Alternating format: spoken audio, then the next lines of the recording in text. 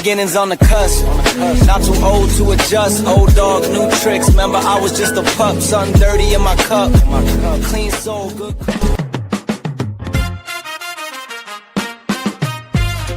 Yeah. Someone got gun on that dirt. Yeah. If I were podcasting, it would be insane. Knowledge flowing like the sweetest rain. Professor Bear on the mic, spreading wisdom wide. The best thoughts, that's my pride, can't hide. With the voices in your ear, changing the game. If I rule podcast. Welcome, and thank you for joining me this evening. I am Professor Bear, and this is A Bear's Thoughts. Guys, girls, we are back at it, and I'm not even gonna lie, it is weird having a set day and set time. I'm used to going all over the place and having thousands of interviews in a week, but I have to admit, it is nice, it is sweet to be able to be constant, and I hope y'all are enjoying the constants of Professor Bear also. Today, I have a guest that is, and again, you know, your professor is all over the place with wrestling. He tries to learn. I'm not only knowing history, I try to learn the histories that's being made today. And this is a super pleasure for me because I really enjoyed talking to Hub City Championship Wrestling, the owners. And now I have Mr. Music City himself. Flynn, how are you doing today, sir? I am doing fantastic. Like I was telling you before we got on camera, man, it's been a busy few weeks, and I'm just trying to, it's nice to have this on the calendar where we could actually sit down and do it. Knew I had it to look forward to and give me a chance to catch my breath away from the world outside of here and, talk some wrestling. And of course, you mentioned Hub City. That's near and dear to me because, as you see right here next to me, I got the Hub City Championship, first, only, and last Hub City champion, or as I refer to it, Flynn City Wrestling Champion. But, it's, brother, it's a good day here, and I'm glad to be talking to you. Man, I am glad to have you too. So I have to start with the question I ask everybody when I start my show. How did you become a wrestling fan? Man, this is so funny, and I'm actually looking at it right now here too, and I'll tie into this here in just a second. But wrestling has literally been around my life, even like when I was in my mother's stomach before I came out. Because if you're familiar with Tennessee and the Nashville area, a lot of people know the name George Goulas. He was a promoter around this area, and oddly enough, I didn't find out till much later on, and actually after becoming a wrestler, he was close friends. He and his wife were close friends with my grandparents. They would go bowling, they would go dancing, do all this stuff. And then I'm going back and watching home videos, and Survivor Series 1990 is on the TV. All this stuff is going on, and I remember seeing stuff when my grandfather would watch it, like This Is Your Life Rock. As I mentioned a minute ago, I'm looking at the ticket right now. I was at the 2000 Bash at the Beach, with the infamous Hulk Hogan, Jeff Jarrett situation. And all I remember was we were on vacation. My mom said, "Hey, I want to go see this pay-per-view. It's right down the street from our hotel." So we went, bought tickets from the scalper. And at the time, all I could tell you I remember is, two guys got drunk behind me up in the nosebleeds and had to be escorted out of the building. Couldn't tell you anything about the controversy, none of that. But I really got hooked in 2000 when a bunch of my friends were going to be getting together to watch the Royal Rumble, and my parents wouldn't let me go to that one at the time, so I was kind of bummed out, and I'm like, well, they're going to be talking about it. I'm going to start watching this stuff. And this starts the build to the NWO coming back to the WWE. Hulk Hogan versus The Rock, still like one of the greatest matches ever for pure crowd reaction. And like, I was hooked after that. And then as fate would have it, 2 months later, here comes Judgment Day 2002 in Nashville. Get to see Hulk Hogan and Undertaker for the last time. Hulk Hogan loses the championship to Undertaker. And dude, I'm hooked after that. Like the rise of Brock Lesnar, all that stuff. Like that is peak fandom for me and like what 100% reeled me in, where I could not miss a Raw, I could not miss a SmackDown. If there was a live event, I had to be there to see it. Like I just had to know everything and see everything. So I mean, 2002 may not be a popular year for a lot of people, but that's really what reeled me into all this. Well, and I being the longtime wrestling fan, I always look back at times when it just hit me when I was younger. And what I learned about that is it doesn't matter if it was something big, if it was or not a small incident. If it brought you into wrestling, it's great. It's such an imagine. It's so much you can get from wrestling, and especially when you go, like you said, you didn't know, and you go back and find out some of the history that your family were into. That right, mine. It's like, oh, I was built for this. I was built for this. But they still try to talk me out of it. After 18 years, they still try to talk me out of it. Why are you doing this? You're going to get hurt. The same things you would expect to hear, but it's hard to say, well, you kind of raised me around this. It's kind of on you at this point. Right. It was ingrained in me at a young age, and I had no say-so. So that's on y'all, but I don't think that would go over too well. Right. But that's the thing. We all have to fly the nest one day. And absolutely. So you're into it. You're all about it. How did you get into the business? Man, so this is another. It's going to be a little bit of a long story, but it starts again, back in that ruthless aggression era. Everything so far, like the Nick Goulas, all that was on my mom's side of the family. Well, come to find out, my dad's side of the family, I've got some family down in Memphis, and they knew some of the wrestlers down there, Coco Beware specifically. Some of my cousins were on a cheer team with, some of his kids, and they got connected and all that. And they found out, hey, I'm coming to Memphis in 2005 with one of my friends for a SmackDown taping leading up to that WrestleMania 21. And, my cousin was like, hey, would you like to meet Coco? And I'm like, okay, not knowing the full history of everything he'd done other than, hey, he was in WWF back in the early 90s and did all this. So, met him, got to talking to him, and I was 15 at the time, out of shape, fat kid, had a mullet. I've still got the picture. If you ever want me to post that or send it to you, I definitely will. But, I'm sitting there talking to him. I'm maybe about 5'6", haven't really done a lot of growing since then, but he's 5'8". He's a little bit taller than me. And I start talking to him and I'm like, is it possible for me to get involved in this? Once I get older, once I finish, once I turn 18, which that's a logical question. I'm surprised I even asked at that age, but he told me, yeah, I can train you as long as you promise me you're going to finish high school. And if you're going to college, I want you to go to college too. But we'll keep in touch. We'll get you set up on a school, start saving money, and be responsible. Which, if you know a lot of people in the wrestling business, it's very strange or very rare that somebody would give you sound advice like that. Oh, but yeah. He definitely did, and we kept in touch. But as things started going on, I found some people that I went to high school with, specifically a guy who's still working in the area up here now. His name is Jason Xavier, who's a year younger than me. He was already, a professional wrestler in his junior year of high school. He was working for a promotion up here that was a spinoff of Memphis's old USWA territory called USWO that was run by Tony Falk. Yeah, and I actually remember that. Absolutely. So, the Stadium Inn, all that fun stuff, all the stuff they did there. Well, I started asking him, hey, how do I get in, to training down there just to try and see? And, he gave me Chris Michaels, who is an absolutely legendary performer, has a history of training a who's who of who should be in the Hall of Fame in WWE now from the early, OVW class. You see him all over this stuff.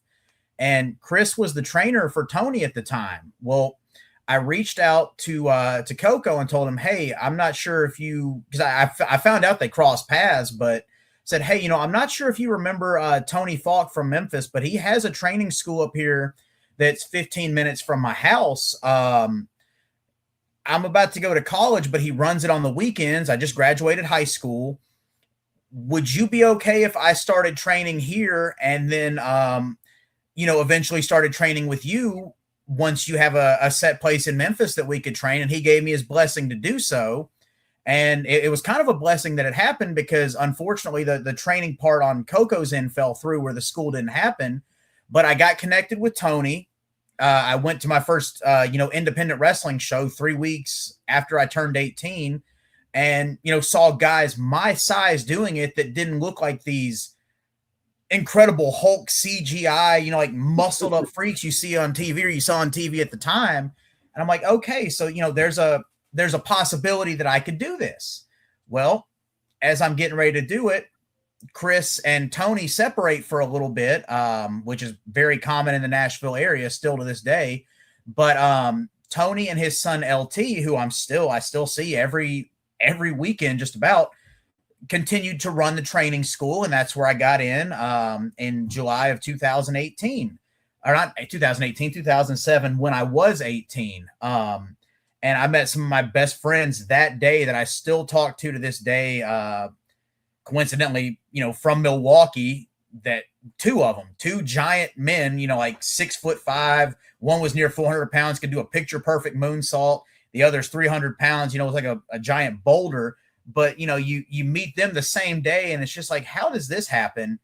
But, you get in training there. I learned I can do a front flip. I learned how to hit the ropes. I learned to do the back bumps and all that stuff.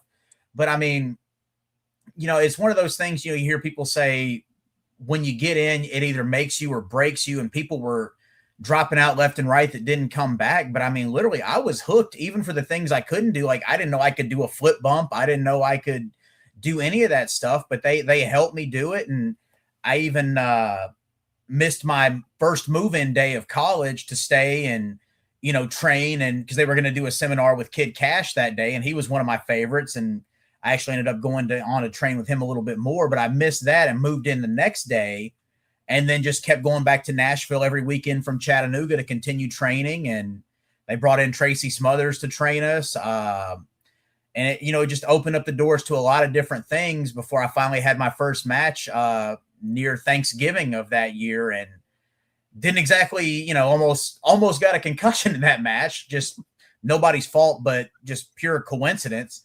But, it was a whole different thing. And even looking back on it, we started with a pretty solid ring down there. That ring got taken away because another Nashville relationship fell out. And Tony ended up bringing in a boxing ring where the mat was nothing but plywood and carpet. And that's the match that I had my first live match in. And that's, how I got dropped on my head there, which normally other ring wouldn't have thought twice about it. It was fine. This one, you just land on carpet and plywood, and it's like, I think I got my bell rung, but, still kept coming back, still loved it. Ropes were made of tape. I mean, it was pretty much the starving artist's dream, so to speak. And it just continued to blossom from there as I started to find my confidence and eventually figured out being a heel was more my forte. But, it was a fantastic and frustrating growing experience of just learning as you go and just developing as a human at the same time, because I was 18, 19, and now I've been doing this half my life, my entire adult life. And a lot of my formative years were spent around wrestling as an adult. So, I mean, it's a very starving artist love story, to be completely transparent about it.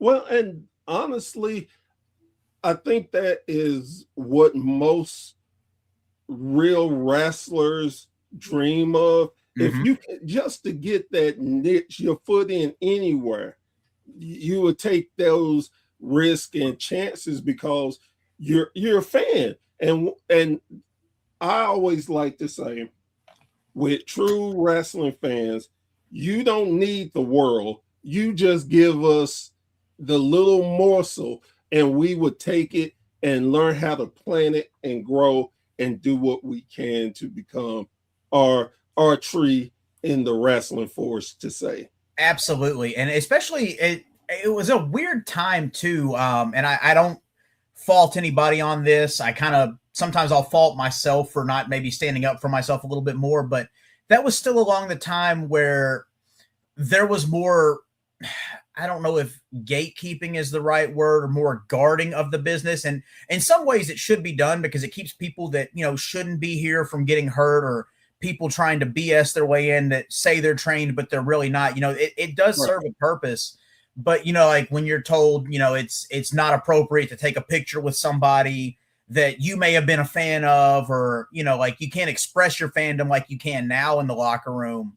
There were some weird lines you had to walk there too. But even then, it's like I as much as I would just maybe stand up to a few people who were trying to use some bullying as an excuse of, it's just part of the business, kid, you're paying your dues. But come to find out they were only a year or so ahead of me. But, I think that's really like the only negative experience I would say. And then of course, sometimes not getting paid, even though you said you were going to get paid, but that whole area has kind of changed, and it's kind of it's put me in a weird spot now because technically I'm the veteran coming up on 19 years. And some of these kids that are in the locker room now that are insanely talented, I remember sitting in the seats or telling me, hey, I was born the day before you started training and now everything hurts. Like, it's weird being that and then remembering what it was like when I came in, because a lot of the guys then looked like guys you wouldn't want to mess with at a bar.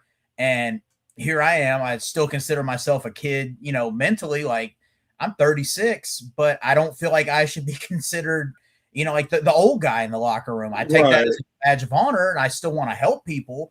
But it's a weird, it's a weird feeling, I guess, is what I'm trying to say, of what it was when I broke in compared to what it is now, and trying to still be the veteran, I guess. I don't know. It's a weird dynamic.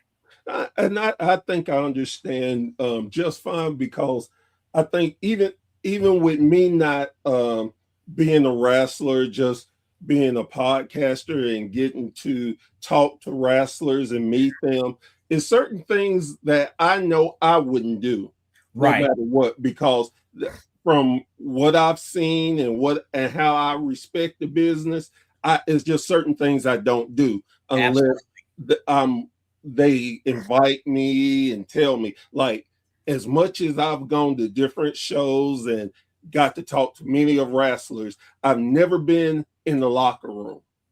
Never.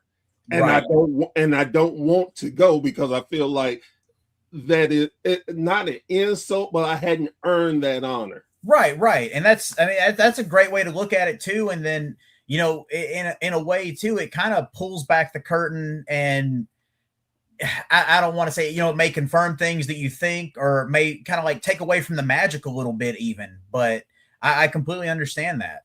And then when I get to talk to wrestlers, it's fun to me because, it's one of those weird, like you said, weird things is I'm very knowledgeable, but in the same sense, I hadn't been in the business, so I never want to insult or act like I know more than you who's been in the business. So when I have conversations, I try to make sure that I'm respectful. And if they ask my opinion, I tell them from what I see, but not to the point of being demeaning or think I know it all. So absolutely. I definitely understand where you're coming from as far as being that vet, but you're like, I'm not that old yet. I can run, I can go with you. But in the same token, you definitely you know what you went through. Yep. And you try not to have the guys and girls coming up under you having to go through the heartache when it's easier if they only do certain things. Absolutely. So I definitely understand that. It's a fine line too sometimes of, like if I know I've had a bad experience with a promoter or something, and they tell me, hey, I'm going to work for this person, and like I'll tell them, like, hey, be careful because this happened to me. And some people have called me bitter, or sometimes I fight the urge of being the helicopter parent and realize, hey, I told you, but if you're still going, sometimes you got to let the kid touch the stove to learn. But it's, there's a lot of things that I try to help people with now that I wish I could have been told back in the day. And, you know, I had some great people that I got introduced to a year or two into my career that I wish had been there from the beginning, that I still talk to this day, that have been that person for me. And the way they gave it forward unselfishly and the mentality they helped me develop, like, that's more than anything, that's what I try to give back, because physically, I mean, I would say I'm maybe average at best, but psychology, mentality, business approach, different things like that, I feel like that's where I can really help people. And if I ever get known for anything, hopefully it's helping somebody do that more than anything else, because I feel like that's where I really had to give back, and what I wish somebody could have given to me from the beginning. What I love, just seeing the different things that I've seen and everything, is I love that. I would say probably 85% of anyone in the business, they're about making it better. Absolutely. There's still going to be, no matter what, there's still going to be those people that, I'm about mine. I don't care what you do, whatever. And again, you never can completely wipe it out. But like you said, sometimes it's best to touch that stove, to really drive that point home, to understand, okay, I'm giving you some of my wisdom. Whether you take it or not, that's your choice. Absolutely. But I'm telling you, so later on, you can never say that people didn't help you. You chose not to listen. That's correct. So, and even going back, I don't want to gloss over something you said a minute ago either about, you know, having your insight and your input. I definitely think, you know, it was kind of a double-edged sword in the past, where you would hear about, you know, bookers or promoters that would go out and sit in the crowd during shows and listen to what the fans were saying and, you know, get their input. And, you know, there are some guys that are just, I don't want to say the Vince McMahon mentality of, I'll tell them what they like and this is what it's going to be. But I see cases for both. But in my mind, having a second set of eyes or having a second opinion on something, even if it's somebody with no experience, a little to a year of experience, whatever it may be, anything different to mine, there are, you know, like things you can take from that and apply to be successful, you know, if you actually stop and listen and don't just think you know it all. Because I mean, I may think, hey, this may be making all the sense in the world, but you know, you as the fan or as the podcaster say, I don't understand why he did that in that moment. And then the light bulb clicks with me, who put everything together. Okay, if that really isn't clicking, I need to change something, and maybe this will make it better. You know, like there's always something you can learn from anybody, and especially from the fans that are paying the tickets. You know, if they're not buying what you're putting out, you're not making money. You're not being successful in the business. So it does not hurt to listen to them, and you can tweak what what you hear, and, you know, give them a little bit of the seasoning, but still, you know, make it your own, but still you're invested in the paying customer. And that should always be something that's taken into consideration. That is such a great point. And something that I learned for myself going to a show once, and it was a little bit of a ride, but I got there, I'm into the show, but I'm tired. Right. And I'm dozing off. I'm catching myself dozing off. Well, when I doze off, I'm sitting there listening, and I'm hearing the crowd, and I'm like, wait a minute, it couldn't have been more than 50 people in the place. Mm-hmm. But I could have swore we were in a like 20,000 seat arena. That's how much energy that was going around. And I opened my eyes and I'm looking, I'm like, good God. So now I purposely, when I go to any show, at some point I close my eyes and just listen. And I know, okay, this crowd is hot. They are into everything. Cool. This is a great or not so much like, wow, that was a great spot, and nobody reacted to that at all. Okay. Mm-hmm. And so I've learned to judge things like that. I even take that as a podcaster now. I have little things in my head. It's like, that's a signal to me. Man, that was a hot show. That was a great show. Then there's other times when I'm sitting there, I can tell you what time it is. We talk. It was like, Jesus, we didn't move 5 minutes and felt like 45. Jesus. Absolutely. Then I'm like, okay, maybe I need to do something different with this guest. So again, like you're pointing out, there are definitely things you can do. Being willing to listen and take advice. Absolutely. And to hear other, because not all criticism is bad criticism. Correct.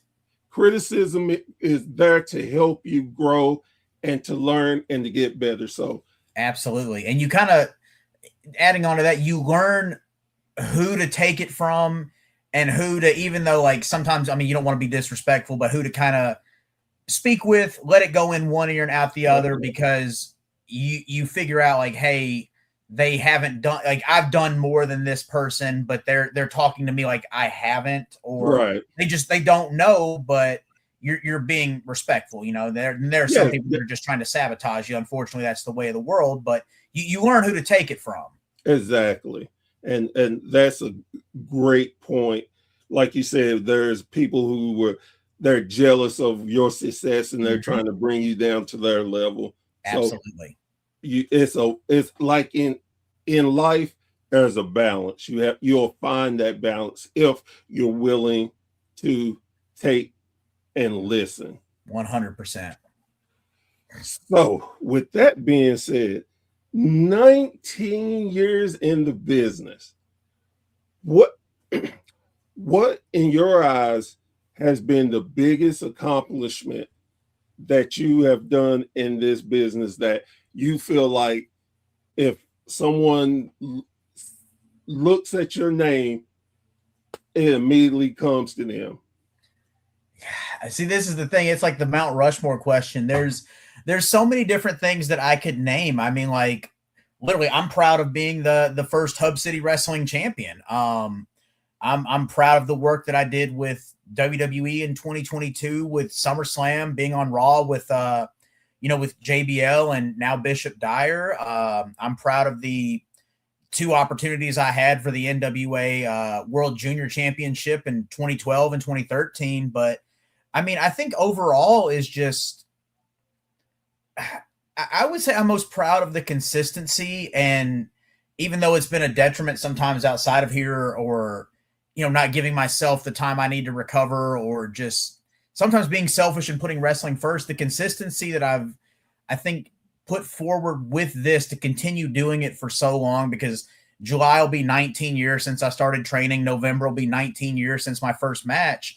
But doing that and then segueing it over into acting, into voiceover, into podcasting and content creation, and just, I don't want to say not taking no for an answer, but I think overall just doing something that a lot of people didn't really expect and doing it on a consistent basis for so long would probably be what I would have to say.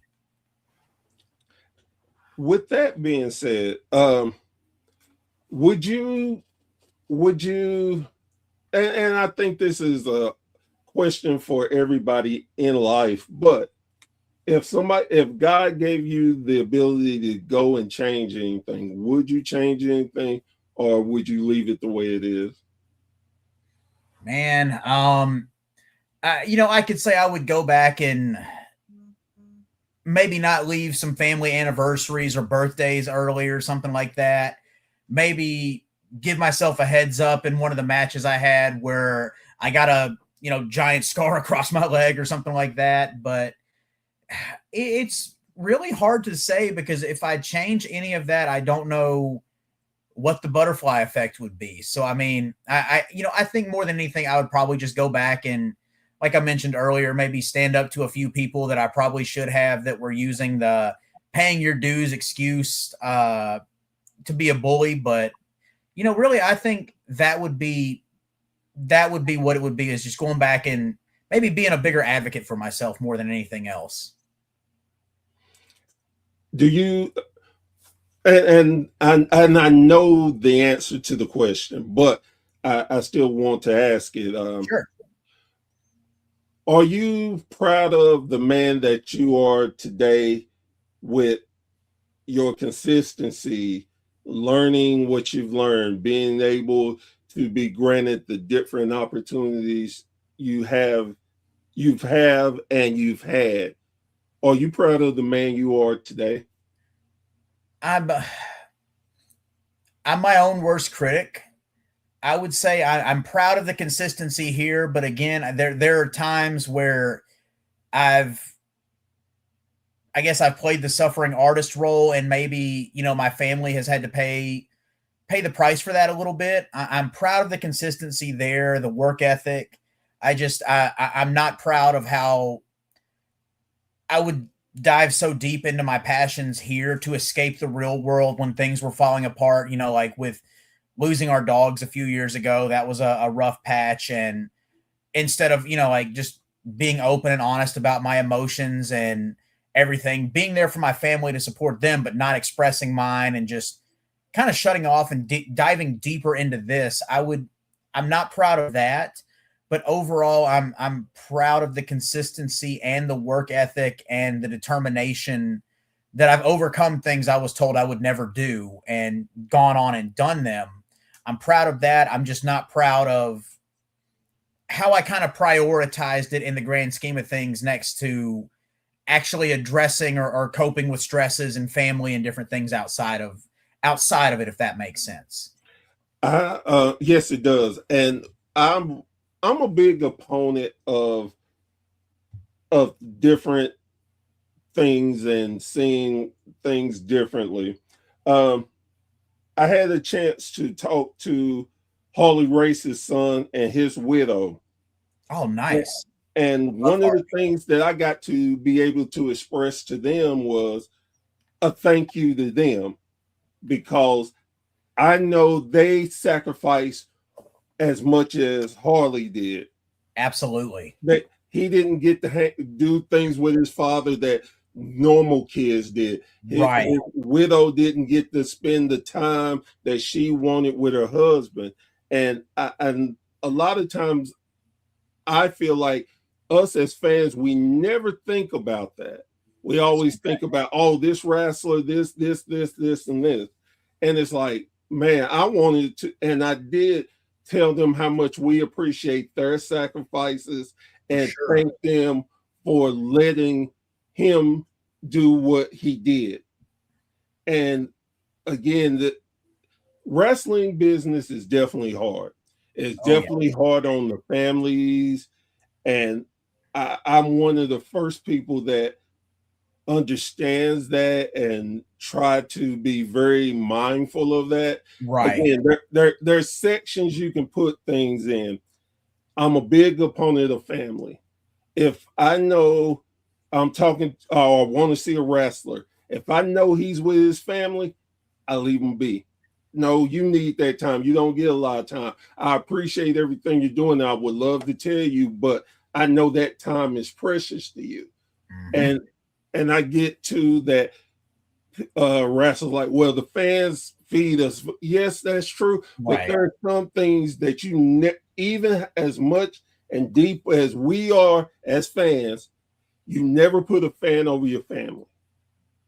You just don't. And again, you don't have to be like I've heard stories where wrestlers were rude as hell. And I get it because of how the fans approached them. Right. Again, sometimes we have to think about that. I know how I would feel if I'm with my family, hadn't seen them in a while, we're trying to enjoy us, and you, hey, Professor Barb, like, hey, I appreciate you, no disrespect, but I'm with my family right now. Yeah. And again, I think we have to take in consideration of what we do as fans and have to have the mentality that we're all humans. Absolutely. And again, it's like you said, it's all in the approach and just being aware of the situation. Because, if a guy's got a mouthful of food or he's, in line with his family at the amusement park or something, like that's probably not the best time to do it. But, if you see him passing by at the gym or something, as long as he's not, mid rep or mid set or something, just, hey, it never hurts to be a polite human being and just thank them for what they're doing and everything. But yeah, I mean, I think in today's day and age of social media, even like I'll say John Cena is the best person at this, even in the negative experiences. When somebody's got a camera in his face and he's eating his lunch, he's still the most, kind, gracious human being you could be, when other people would be, pushing you out of the way or doing whatever, and probably be within their right to do it. But just today's day and age of entitlement and social media makes it so hard for people to actually get that time out of the spotlight or get that time with their family and be able to decompress and be human again before they have to go and the red light's back on them. That's right. A hard thing. And I thank you for, being aware of that and being respectful in those situations, because that's something that everybody, not just the fans, but the wrestlers themselves, everybody in that situation could be a part of, because you never know if it's it's a fan with a disability or a fan with a special need that you can't see right away, and they don't know how to approach the situation. Like, there's so many different things, but if we could all just approach it with a little bit of respect and humility as human beings, I think it would make a huge world of difference. Yes, I do too. So I have to ask, right now, who is your biggest rival in the business? Man, okay, so I'm kind of floating around on a lot of things, but I'll take this as a chance to plug one of our upcoming Hub City shows. I've got a show this Saturday in Huntington, but the big one that I want to talk about is actually a guy that I go a long way back with, Danny Dollar from Hub City. We'll be facing each other for the Hub City Championship on April 18th in Selmer, Tennessee, and we're actually going to have former TNA star, former NWA national champion, and former WWE star Jackson Riker, Gunner. He's going to be involved at the show as well. But Danny's going to be facing me for the title, and I guess, as much as I hate to admit it, that one, he doesn't age. He only gets better with age. But two, he's the only person in the last year that I've been with Hub City that is actually, to date, he's the only one that has pinned me, that has actually been aired on TV. Danny snuck one over on me. I was distracted by something. That's on me. I hate to admit it, but he got one over on me, so that gives him a contendership. So we'll see what happens. But right now, I mean, everything else, I'm literally just going in there with who they throw me against, and trying to prove that I can still hang with these guys. But yeah, Danny, me and him go way back. We've had some experiences, even to the point, like in 2014, we had to go on right before Jerry Lawler and Jeff Jarrett on a Burt Prentice show in West Tennessee. As big and athletic as he is, he tries to hit me with a springboard crossbody. I catch him, midair with a diamond cutter, and you can see Lawler and Jarrett watching from the curtain, and it surprised them too. It surprised me. I'm like, well, that actually worked. Didn't beat him, damn it. But we go way back, and I mean, like, it's literally just trying to prove that he may not age. He may be built like a Greek god, but he's not gonna beat me, is all I gotta say. So who have you been able to meet that has been your biggest, oh my God, I cannot believe I'm talking to you moment? Okay, so I've got some, that have turned to friends, but I'll actually give you a this is just it's as random as it could have ever been. My first day as an extra with WWE was in 2014, right? It was 2 weeks after WrestleMania 30, and it was the night that they aired the Ultimate Warrior tribute. Oh, wow. I'm walking down the hall, and I had to, back up because they were moving a production cart down. I bump into Stephanie McMahon, and, one of the directions you're given is don't talk to Stephanie McMahon, don't talk to Triple H, don't talk to Vince. Well, what happens? I bump into her, and she starts talking to me. So I just stand there like a deaf mute, like I don't talk. And, she goes, hey, I'm Stephanie. Nice to meet you. Who are you? I introduce myself, and, I just told her I was an extra and didn't mean to bump into her. And she goes, "Don't even worry about it. I'm glad you're here and appreciate, you all being here in case we need you for anything." And that was, that could have ended the experience right there and I would have been all right. But a couple hours later, as Raw is getting ready to start, I'm walking out of catering with another guy, Vordell Walker, who is an insanely talented wrestler still to this day, with a giant cookie in my hand from catering. And there's a little hallway right next to the door where you walk in. And who's walking out of this hallway hanging up his phone but Vince McMahon, glasses, down on his nose. He's got his notepad. I'm sitting here with this giant cookie in my hand, afraid he's going to ream me out for being fat and having, junk food in my hand. But he just he looks at us, nods his head. "How's it going, guys? How's it going, Mr. McMahon? Thank you for having us here." Walks on. It just, I never thought I'd say I met Vince McMahon with a giant chocolate chip cookie in my hand and didn't get called fat. That was my first day of being an extra, and it was a nerve-wracking experience. And I could understand that, especially some of the stories you hear about Vince. I bet you were like, "Oh Jesus, he's gonna fire me." Absolutely. And that's one of the things. Like, I thought he was just going to tell me to take my bags and just go back to Nashville. Don't show up to SmackDown tomorrow. Which, even on that one, even getting to talk to some of the guys, like Wade Barrett or Jack Swagger, Drew McIntyre. And this was right before some of them got cut, actually. But, they were so kind, like, "Hey guys, keep doing what you're doing. Hopefully we'll see." Like, they were very positive about it. And then Batista, of all people, I've heard horror stories about him not being the most pleasant person, being moody at meet and greets. I'm just some nervous kid, been in the business 7 years, don't even know how I got to this point. And he walks up to where he's going to be changing. He was running late to the show. Other people are trying to talk to him, and I will put my hand on the Bible to swear that this is true. He just blows past all of them, looks at me, sticks his hand out and says, "Hey, my name's Dave. It's nice to meet you, and I'm glad you're here," and kept on walking. And that sold me on him as a human being, not only just because of that moment, but now seeing all the stuff he does with rescue animals and everything like that. Like, you could never tell me a bad thing about that guy. Like, that made my entire experience right there.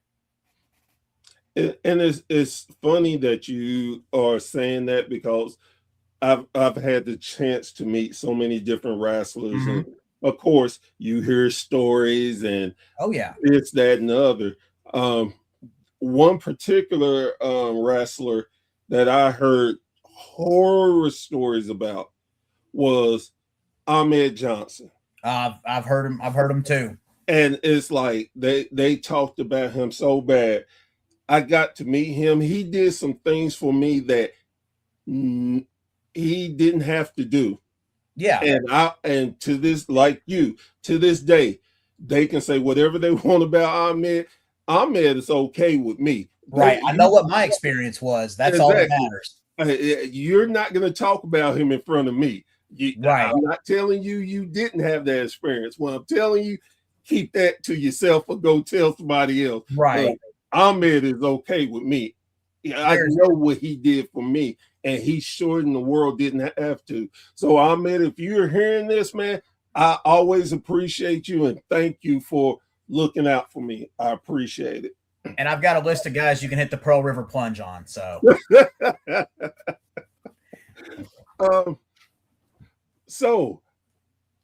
and this is another one that I know it's tough, but I'm gonna have to ask it. Ask away. Who, if you had a chance, God came down and said, you have a choice of picking any wrestler, dead or alive, to wrestle, who would it be and why? I've got at least 6 I could give you right now, but it would be between 2 of them. And this is a hard one. One's still alive and one unfortunately has passed, but it's like a 1-1A situation. And I'll say, as much as I love Tully Blanchard, as much as I love Arn Anderson, Nick Bockwinkel, all these guys, Bret Hart even, it would be between Shawn Michaels or Eddie Guerrero. And truth be told, Shawn Michaels, literally he's been involved in like 3 of my 5 favorite matches. And mainly because of his match with Kurt Angle at WrestleMania 21, like Shawn Michaels, the charisma, the full package, basically being a quote unquote smaller guy and still looking believable when he's in there with these big 6'10", 7-foot giants and still making everything he does look so believable. You know, it's like you couldn't ask. Like, there's a reason people say he and Ric Flair are the 1 and 1A, but on the same token, you know, Eddie Guerrero should be in that conversation because he was my size at 5'6", giant, like huge build, charisma, personality, could get heat on a dime, just change everything just by the feel of the crowd. Same with Shawn. Like, and you know, you could tell me, hey, I'm going to book you in a triple threat with that. I may die before I get to the match just because I'm so excited for it. But like, you could say I'm going to flip a coin and you can pick, and that would be I'd be happy either way because just the knowledge, the psychology, the things I could learn just from being around them. Like I would automatically consider every single bit of that a win. I definitely can't argue with you on that. The one name that you said that just really is and I think it's ironic because I was watching some of his stuff that he does not get enough credit for, because I think everybody looks at the time when he was a Horseman. Yep. But if you look at Tully Blanchard before the Horseman run, love it. Him and Gino, everything. Oh my God. He had a promo. And it was in early '85 before they did the Horseman. He was the world television champion. What they just called him the television champion. They didn't put the world on it. Right. Yet. And he was talking about challengers, and he was doing this thing. He mentioned Wahoo McDaniel. He mentioned Dusty Rhodes, but then he mentioned Ric Flair. Oh my God. The way he talked about Flair, it was like, I want to see that match. Yes. I want to see that match. And it's so amazing that Tully never wrestled Flair. I don't believe. I think they, and I it's funny you say this because I think I saw it recently. I think they had one match that was non-televised or not recorded for whatever reason. And oddly enough, I think Flair was the babyface and Tully was the heel. But again, this was around that same time before the Horsemen. Right. And like that could have been a killer program, or even seeing Tully and Arn work each other. Like, I would have killed to see that. They've never worked it. They've never had a match. And I know this because I saw on Arn's podcast, him Tully were talking about it. And they've never had a match. And I could think how crazy. Yeah. Just because to me, even though Brian Pillman interfered in it, I love Arn and Flair's match. I just rewatched it probably a week and a half ago. What I loved about it was the science. Just the science of it. If you're a pure wrestling fan that loves great psychology, I tell people to go watch that match. Go watch Magnum TA and Tully I Quit. To me, my God, so good. Still holds up. Yes. 4 years later. That is the match. If any match comes, I compare it to that. I'm like, yeah, whatever. Y'all don't stand up. Okay, you're close. But I love, because in that era, when you got to the cage match, you knew that was it. Yeah, like that was the blow off. Like there was nothing more to it, or like today though, it's easier for more interference to be done. I wish the cage match was a little bit more special, but back then, like, you knew that was a big deal. Like, you knew somebody was going to bleed. You knew that this is where the good guy's going to get his return on these bad guys for cheating him for so long. Everybody else can't get involved now. It's an even playing field. Like, it felt big. It felt like it was must see. Definitely. And I mean, it just I can't sing Tully's praises enough though, because I love Arn. I've gotten a lot of comparisons, which I selfishly love, and I've tried to get him to adopt me as his biological, his illegitimate son, but that's not working too well. But I mean, like Tully, just if you ever go back and watch, I mean, eventually they turned Ole face, so it still kind of counts. But he was the only horseman that never really got cheered. He was the one that did not mind being hated, did not mind being the fuse that lit everything off. And he was a little bit on the smaller side too. And like, that's what made me gravitate towards him and why I've like selfishly stolen so much from him, because he's so good. Like the whole, if you look at my Facebook, my fan page, Flynn Hendricks Enterprises, I stole that from Tully Blanchard Enterprises. The style, the robe, the chest hair, like I can't sing enough of Tully's praises, even breaking out the slingshot suplex every now and then, depending on how good the ropes are. But it's just he does not get his due. And I think if he would have had a chance to become a world heavyweight champion, personalities, all that to the side, I think it would have worked, because he had the perfect personality, the perfect size to, pardon my language, but be that chicken shit heel that everybody thought they could beat. But at the end of the day, he still squeaks by and walks out as champion. Same thing Flair did. I think he could do it, but do it differently and still make it work. Like, I think it was just him and Arn both never being world champion is just a giant missed opportunity. I tell people that all the time, that my favorite horseman is Arn. Absolutely. He's the glue, the backbone, everything. That's it. No matter what happened, I don't care what happened, who got beat, who did what, if you left the group, whatever. Arn was always the first to say, if you want the horseman, you got to go through me. Yep. And his promos, everything. And everything. I mean, he was just like, he was so well-rounded that it may have even been to his detriment, just because, it's the curse of being a good worker and, making people that weren't up to snuff look like they were.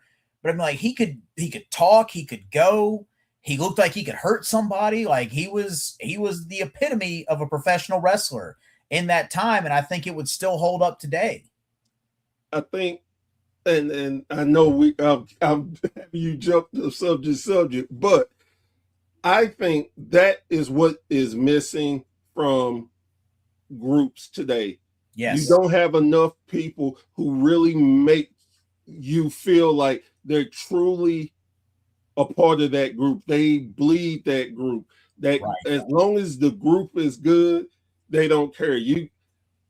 The Judgment Day, you can see where they're fractured and they finally get Finn out of it. But it's like, I don't have anybody that I truly believe what they say. I don't care about me. If the group's good, I know I'm good. Right. And that and I think that's the psychology that people are missing. Absolutely. And I think another psychology that is really underutilized is managers. Yes. I think you need managers to be able to make guys and girls get over. And again, I don't even care if you can talk. Having the right manager does so much for your long-term building. Mm-hmm. Let's just be real. Batista would not be where he is and was if it wasn't for Ric Flair. Absolutely. Evolution. I mean, it was the group mentality. It was all for one, and everybody was on the same page. The manager, Rick, was there to pass his knowledge on to the younger guys. And, it just, the dynamic of it works. And I think the biggest thing with that today is that people want the attention on themselves and don't want to put it on the person they're managing. And there's a time and a place for that, in a promo or something like that. But when you're out in the ring, you need to be getting the heat or the cheers for the person that's in the ring for you. Exactly. And, putting yourself as a distraction, that's when you get the focal point on you. Hey, I just stepped in front of this baby face who's about to hit my guy who's down, and now he's going to come over my shoulder and punch him in the face. It's all a diversion, but you've got to know, like, hey, I can't be selfish in this situation. It's not about me as much as it is about them. Like that's something that, and it's not even just managers. I think a lot of people are still missing that today. Like we mentioned earlier, it's more about a me mentality. Yes. One manager that I love, and he as much as he gets cheered or booed, he always put the energy on his guy, and it's always there. It's Prince Nana. That's a good one. That is a good one. That is not who I was expecting, but that is a good one. Yeah, and most people like automatically go to Paul, and I'm not saying Paul is not great. He is, but Nana does not get the credit he deserved. When Face was a face, and the dance, he always danced. He always had whose house he was cheering. He hyped the people up. He turned heel, and he's turned heel. He's interfering. He's having the wrestlers look at him, swerve, come in behind. And that's, I think, is a lost art form. Absolutely. That we need more of. I mean, to put it bluntly, like, and, again, not to expose anything, but it's ultimately a dance. Like, you've got to have the right dance partner to know this is my time to lead. Now it's my time to follow, and give and take. Like it's not always about one person, even though a storyline may be focused on that. Like there's a lot of give and take that goes on that has to be done. Even the crowd has a part in that too. Like there's give and take with the crowd. Everybody's in on it. So it literally is a group effort, despite what it may look like at surface level. I love that you said that, because I'm big on saying that wrestling is the ultimate team sport. That no one gives credit being a team sport. It's like and this is funny because like some of my acting coaches have even like at first when I started breaking into acting and told them about my wrestling background, they're like, no, that won't work here. But lo and behold, it does, because it's improv basically. If you're doing it right, it's improv, and it's yes and I mean it's helped me so much as an actor, and vice versa. Acting has helped me with it too, but like it's give and take, and being able to bring everybody to your level basically. And if they're not playing along with it, knowing how to adapt and give them something they can play along with. Exactly. And another great example of that is when you're wrestling, y'all feel the crowd. What y'all have playing is like, oh shit, this is not working. We got to move. We got to switch it up. How can we get them back? And again, you are 100% right on that. Let me ask you this, because I hadn't even focused on the acting. Sure. How did you get started with that? So honestly, a lot of it kind of just blossomed during the pandemic, to be fully transparent.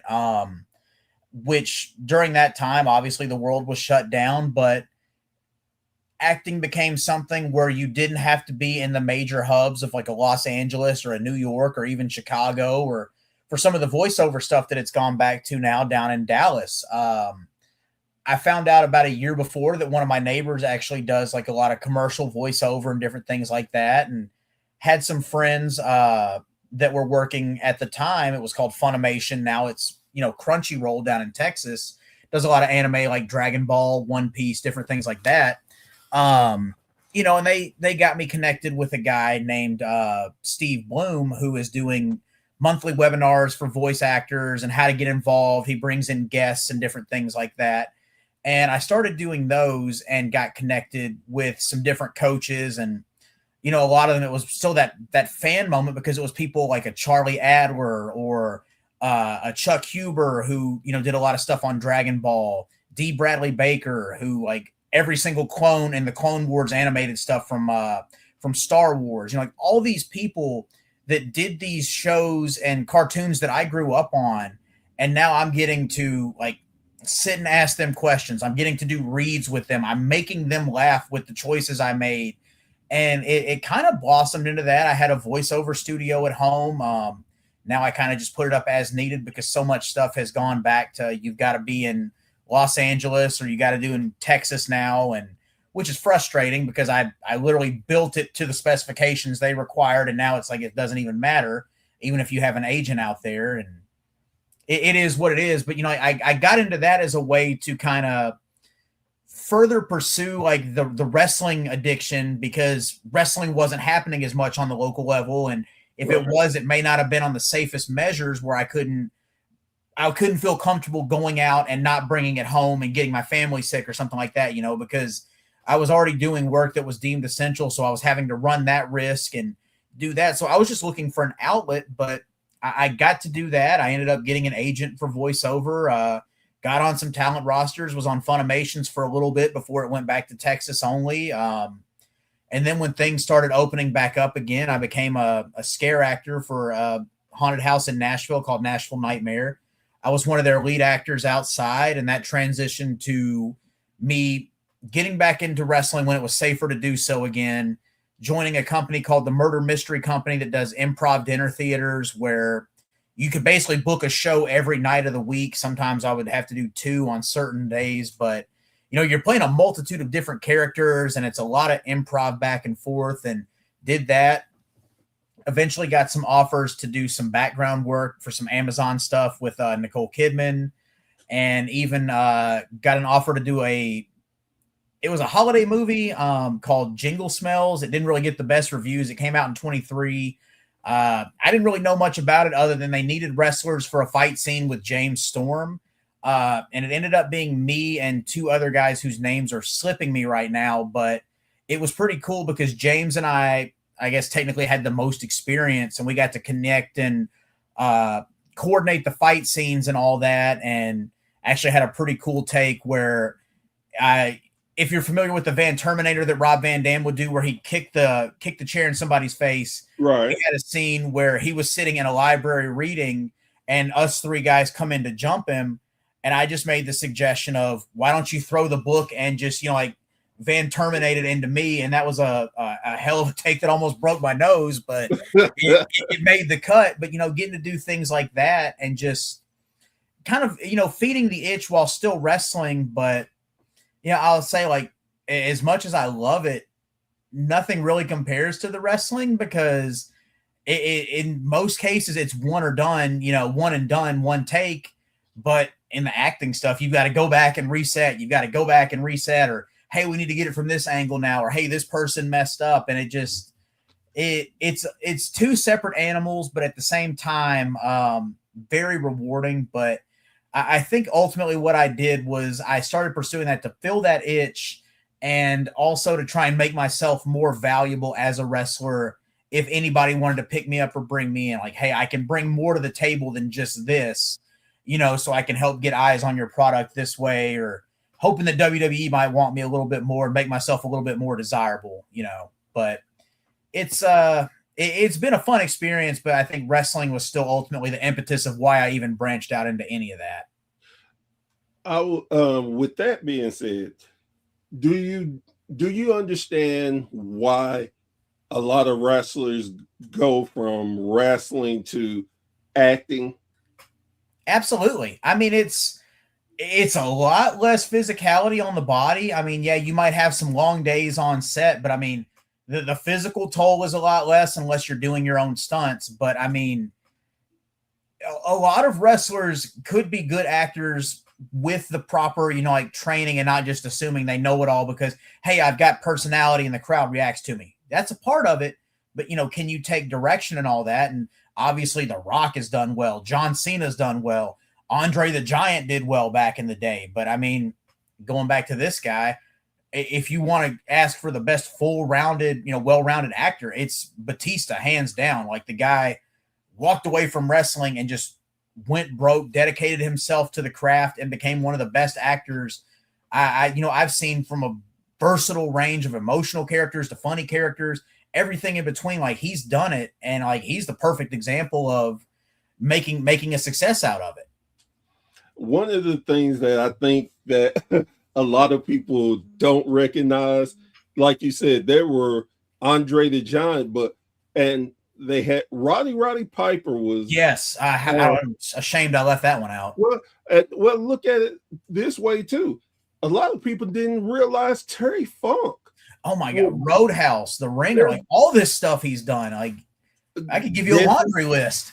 Yeah, Jesse, the Body. Oh my God, yeah. It's so many different, and the reason why I asked the question is because it's something that you said earlier. It's a lot similar of a craft. Mm-hmm. Like you said, and acting, you don't damage your body as much. Right. It's going to be longer days, but you get time to rest, and it's only going to be 2 to 3 months, depending on how long it takes to film it. So there's a lot of positives with going to acting. But as you said, you love wrestling. That's in your blood. And that's what you pick first over anything else. And that is another thing that I think people don't understand. That there's a lot of indie wrestlers who've done it for years like yourself, but they love it. It's not about who doesn't want to be famous, who don't want money, but It's not necessarily that.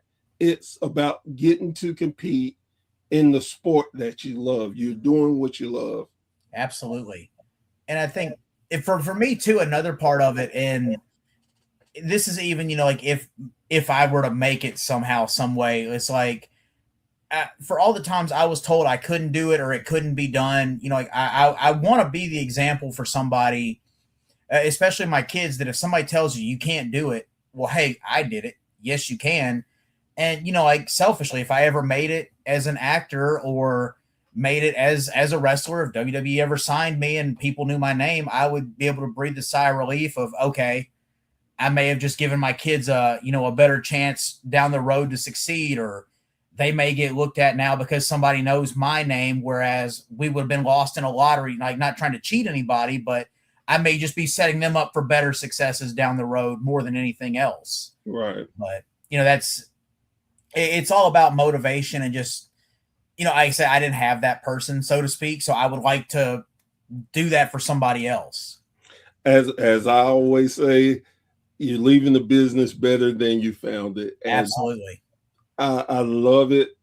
One of my personal mottos that anytime I can help people grow, get more attention, to maybe even help them with their craft better, whatever I'm bringing, it's a selfish part of me that wants another person to be better. Absolutely. So, and I mean, I apply that in my corporate life. I apply it everywhere because I may have success, but if my trainee comes along and they're blowing things out of the water, or they're doing something that gets them on track, like my name is going to be attached to that. So that's a part of my legacy now. So my kids do better than me. I'm not going to be mad about that. I'm not going to be jealous about that. That's my legacy. Like I that's what I want. So unfortunately, everybody looks at it that way, but I think it is a way to leave the world better. Yes, definitely. And if you don't want your kids better than you, there's something wrong with you. Absolutely. I want to spoil them all the way, but I want them to have it better than I did. I want them to never have to want or worry or anything. I know it's part of life, but I want them to be as successful as possible. Exactly. I want to thank you so very much for coming on my show. Thank you. We had a great conversation. Anytime you want to come back, I will be more than happy to have you. With that being said, I did my usual mistake that I always do, try to do better and forget.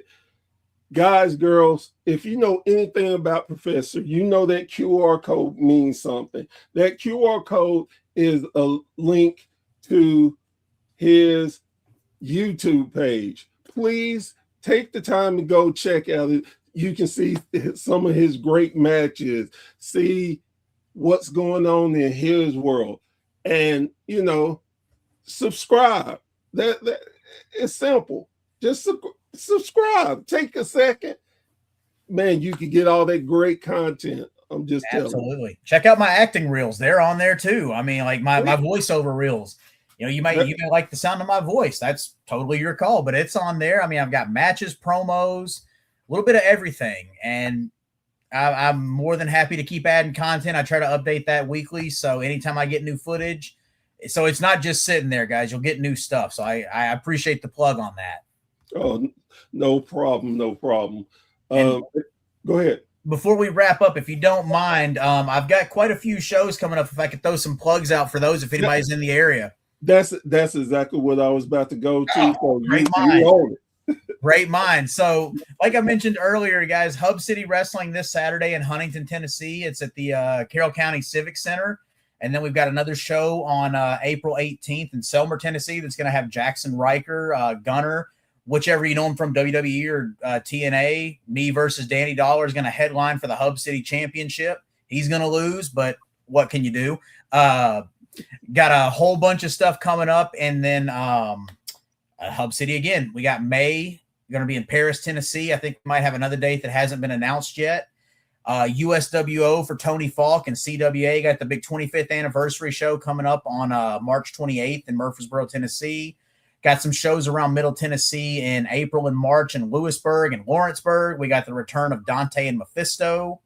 Mephisto is going to be taking on Colton Cage for the USWO Heavyweight Championship in Lawrenceburg on April 11th. And then Blade Championship Wrestling is debuting in Louisville on April 11th. I'll be a part of that one, and I'll be making my debut up there alongside some guys like Vic the Bruiser, Brandon Wolf, Mike Mikas, Mickey Midas. There's a whole insanely talented roster everywhere I'm going that you're not going to be disappointed if you come to these shows, because this is a chance to see guys that you may not get to see every time, you turn on your TV, but maybe one day you will, because they deserve to be there. There's going to be so much quality action here. And of course, there's going to be my tag team partners, Zach Harris and Ray Bruce, the 47-year veteran who's only 27. Looks like Rick Rude Jr. I mean, like, I can't sing these guys' praises enough. If you get a chance, come out to one of these shows. I've got it all over my social media. It's also on my YouTube page as well. So come out and support. And if you listen to the show, tell me you listened. Let's take a picture. Let's take a selfie. Let's tag Professor Bear, and maybe you'll boo me later. Maybe you'll cheer me. I don't know, but we'll have a fun time. That's all that matters. Yes, sir. Again, I thank you. So I just got a question from one of the audience asking, where's the app? When's the app? I can tell you that the app will be by the end of the month. Breaking news. Hang in there. Just hang in there. Be a little more patient. We're adding stuff that I think y'all going to enjoy, and y'all are going to be thankful. It's definitely going to be worth the wait. So it is coming. Things come to those who wait. Yes, sir. Again, I appreciate you. I got to get from East Tennessee to come out there to watch a match. Absolutely. That's my plan. I'm working on getting that a little bit more, branching out. So you never know where you might see Professor. So absolutely. And I'm still trying to get up your way some for things that are more than corporate, but we'll keep in touch, and if we can make it happen, we'll grab some food while we're at it too. So let's great. Make that happen. Yes, sir. Sounds great.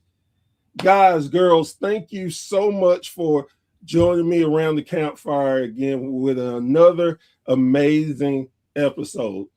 As I always do before I leave, please, please, please, I'm not going to stop. I'm going to say it. I know it gets old, but there are people out there that do not listen. Go support your local indie promotion. Again, I tell you this, you're going to have such a good time. It's a different set. It's different from going to WWE and AEW, the bigger companies. I'm not saying either is better or worse than the other. What I'm saying is you get a more intimate feel, and I promise you, you're going to just enjoy it. Now, are there bad ones out there? Of course, but they're more good than bad. So do your research and go support these guys and girls that are busting their hump for us to forget about life for a little while. So, absolutely. And the intimate setting makes a huge difference too. Oh my God, it does. It's more fun to be in those settings for me where I can actually hear the crowd, hear the things they're saying, because I will fire something back. I will be interactive with them.